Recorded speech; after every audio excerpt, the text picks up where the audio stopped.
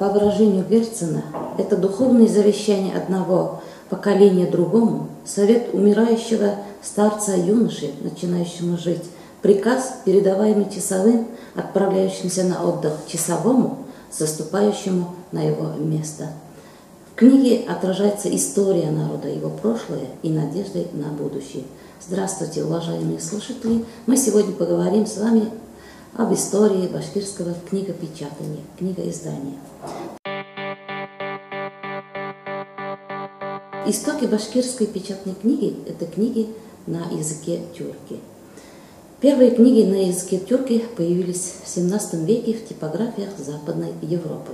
В 1800 году азиатская типография Санкт-Петербурга переезжает в Казань, и с этого года начинается в России издание книг на тюркском языке. Букварь, вышедший в 1802 году, основа татаро-башкирской печатной азбуки. Народ его называл Алеппи. Изданные в 1807 году сказания о Сальфуль-Мулюке называют первой ласточкой татаро-башкирской печатной книги. В организации книгопечатания и книгоиздания огромную роль играет казанская типография Казанского университета. Там издавались журнал «Заволжский муравей», «Казанские известия», помещавшие на своих страницах многочисленные материалы о жизни, быте, о культуре, традициях, истории народов обширного восточного юга России. Образцы их фольклора и созданные по их мотивам художественные произведения, подобно башкирской повести Кафтанникова «Арслан Бабр». С 1829 года университетская типография стала основной базой издания книг на тюркском языке, арабском шрифте в России. Правда, большая часть этих книг носила религиозно-дидактический характер. Но среди них были учебные пособия и художественные произведения светского содержания, такие как «Юсуф и Зулейха», «Кус-Курпяч» и другие. Памятники литературного и этнографического характера, сказания о Чингисхане и Аксак-Тимуре, сборник летописей, повесть об Амате. В начале XIX века прогрессивные русские писатели, поэты, ученые играли большую роль в распространении и издании башкирских книг. Один из них, писатель, поэт-декабрист, руководитель Оренбургского тайного общества Петр Михайлович Кудряшов. Петр Михайлович Кудряшов особым прилежанием и любовью собирал и переводил на русский язык или же творчески обработал сказки и военно-патриотические песни башкир. Опубликовал такие башкирские песни, как «Песнь башкирца перед сражением», «Песнь башкирца после сражения», «Прощание башкирца с милой башкирской девушкой». В поэмах «Абдрахман» и повести «Абдряш», написанных по фольклорным мотивам, созданы героические образы башкирских батыров.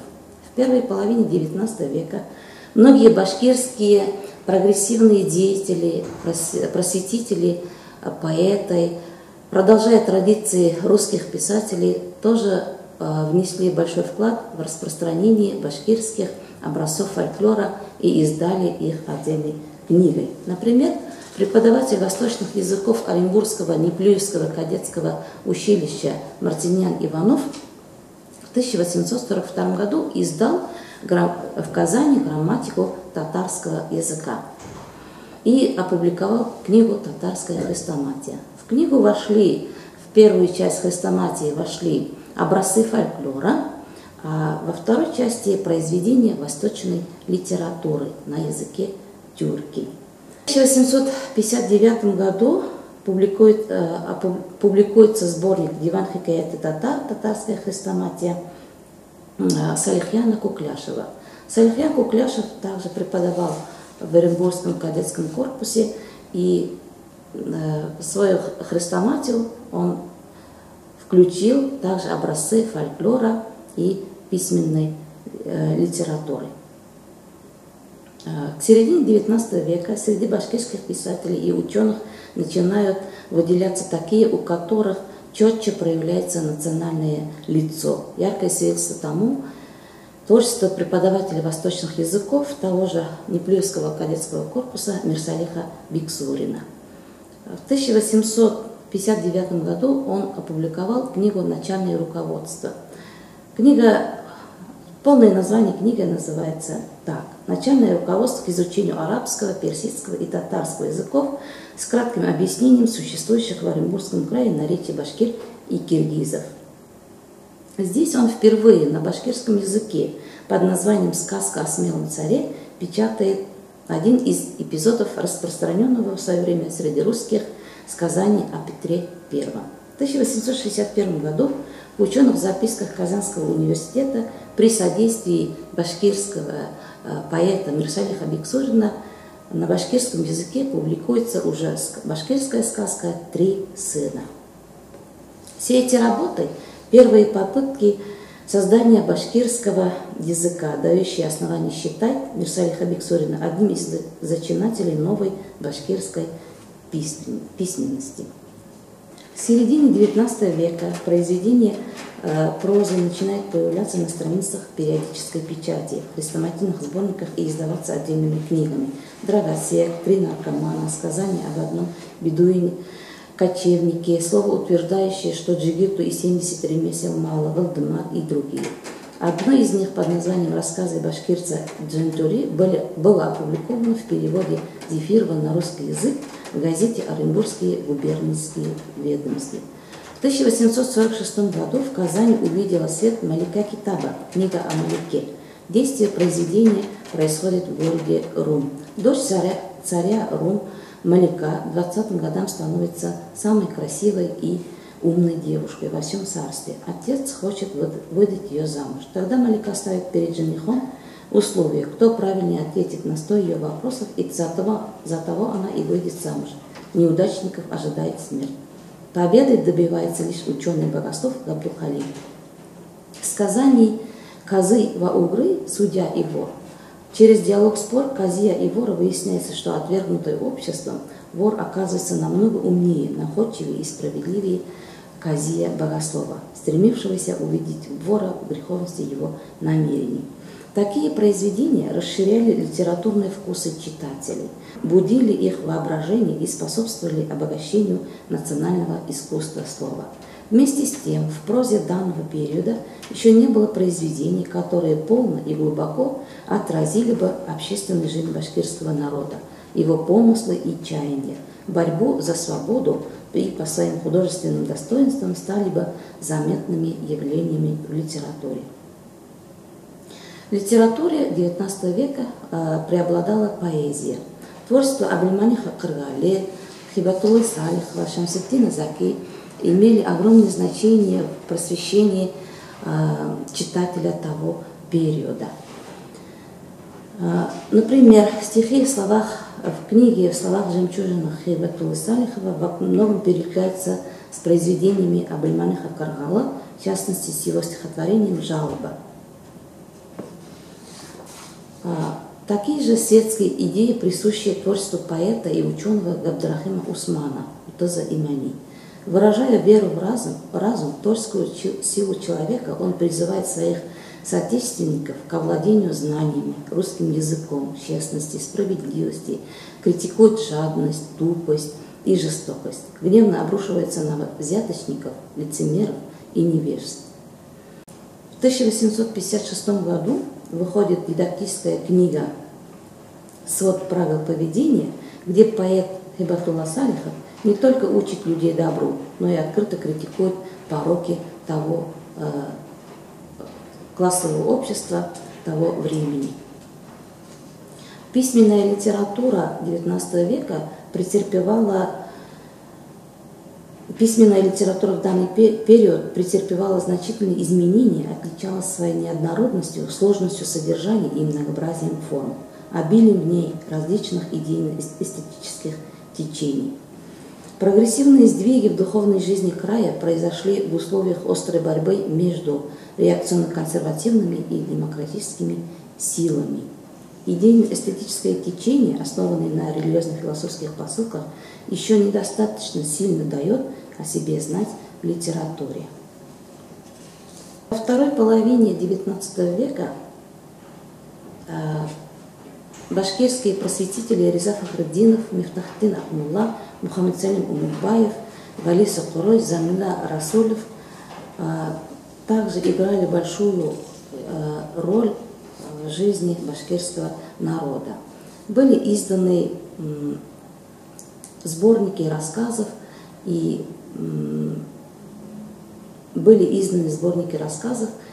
сборники поэзии Мифтахтина Акмуллы, Мухаммед Салима Умитбаева и Ризы Фахриддинова. В 1899 году выходит книга Хабиб Назара Утяки «Переводы редких поучительных рассказов» Навадир Тарджимасе. Книга содержит более 210 рассказов, сказаний, басен, тамсилов, кулямасов, анекдотов.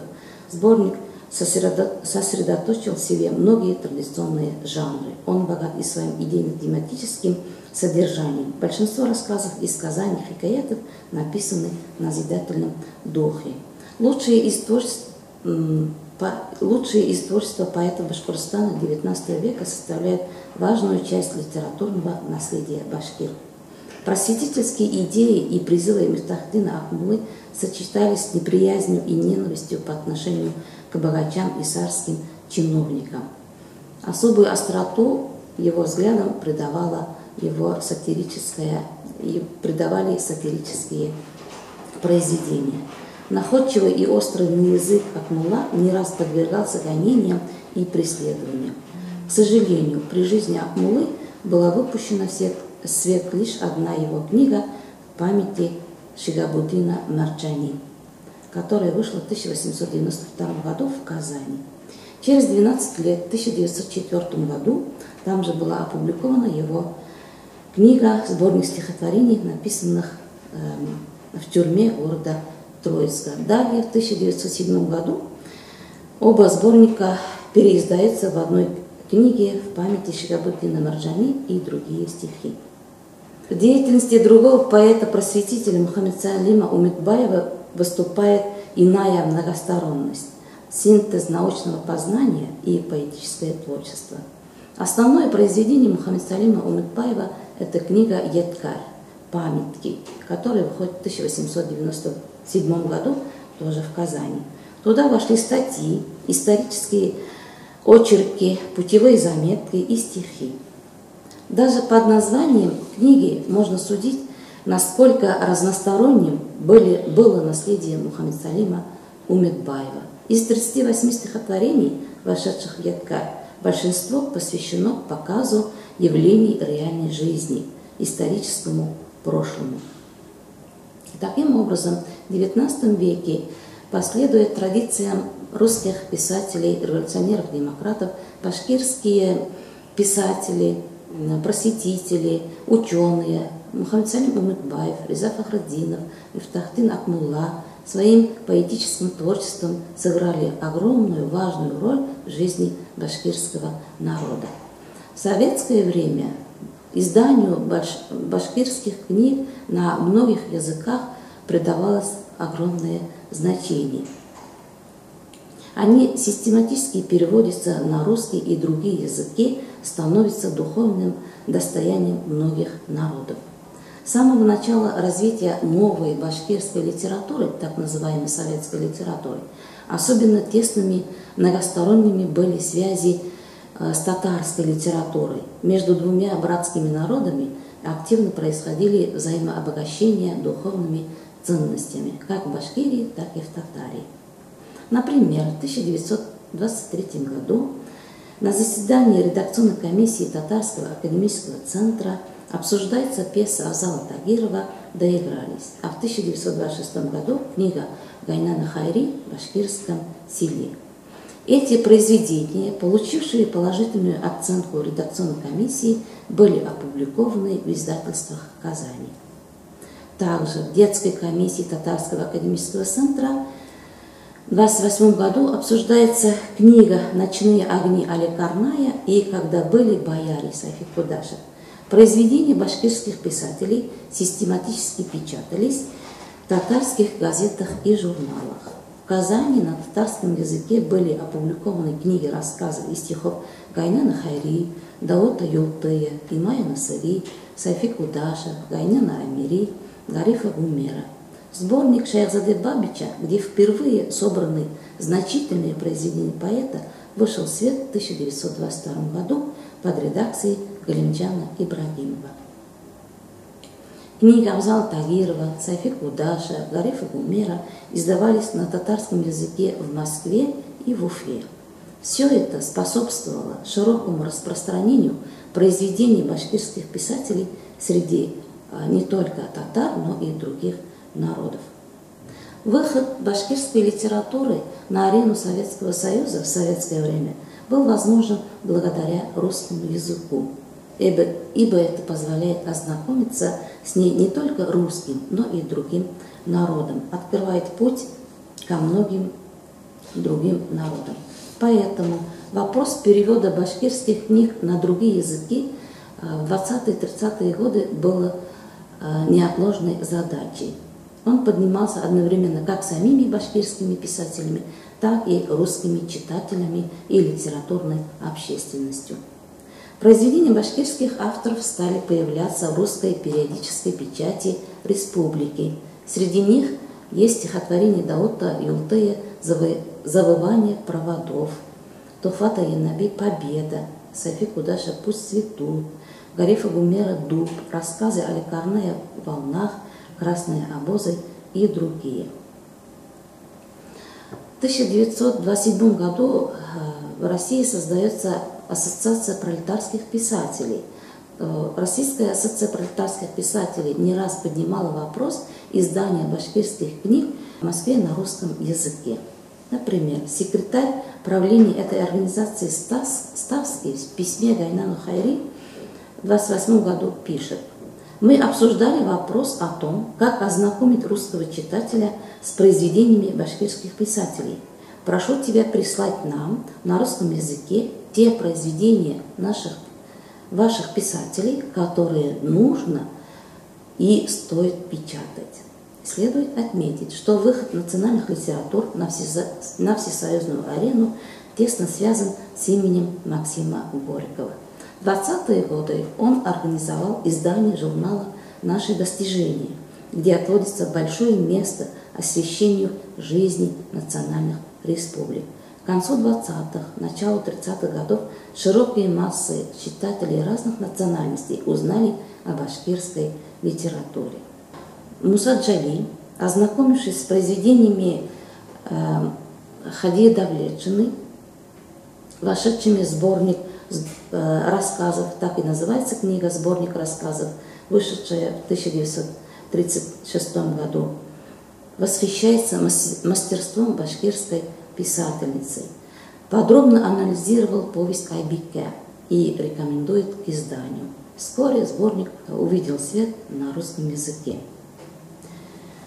В 30-е годы укрепились связи башкирской литературы не только с русскими и татарскими, но и другими литературами, например, узбекской, чувашской и марийской литературами. Творчество Мажида Гафури было популярно во многих национальных республиках и были изданы на многих языках. А в годы Великой Отечественной войны усиливаются контакты башкирской литературы с русской и украинской литературой. Продолжается традиция издания башкирских книг, издания башкирских авторов в переводе. Так, например, в 1943 году выходит книга в переводе Ильиной «С отвагой в сердце», куда вошли стихи Рашида Нигмати, Баязда Бекбая, Галима Саляма, Гарифа Гумера, Саляха Кулебая. В послевоенные 60-70-е годы расширяется издание книг башкирских писателей на многих языках. Например, книги башкирских писателей выходят более чем в 40 языках народов СССР. Поэтические, драматические, прозаические произведения Мустая Карима, Анвера Бекчентаева были опубликованы более чем в 30 языках.